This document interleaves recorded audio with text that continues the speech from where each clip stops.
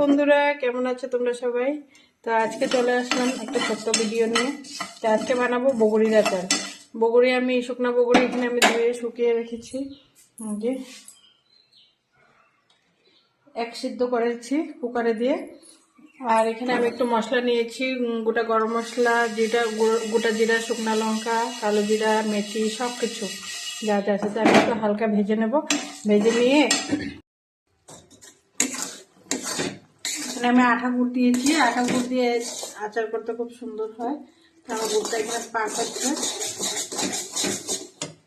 এখন এটাতে আমি দিয়ে দেবো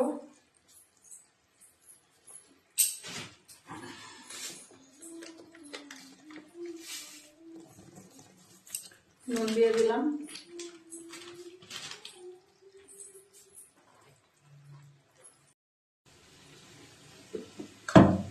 আমি এখানে সবকিছু পেস্ট করে রেখেছিলাম। এটা আমি দিয়ে দেবো মশলাটা।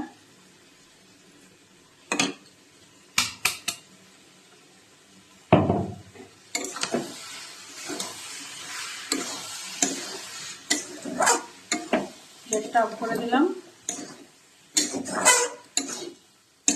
বগুড়ি আচার রেডি।